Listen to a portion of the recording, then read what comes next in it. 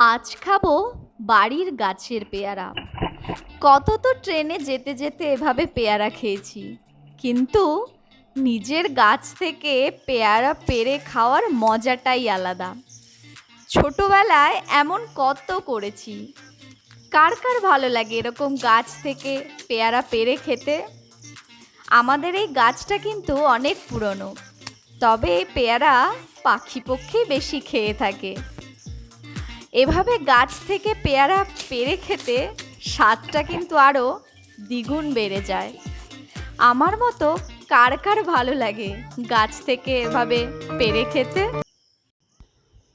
হুম হুম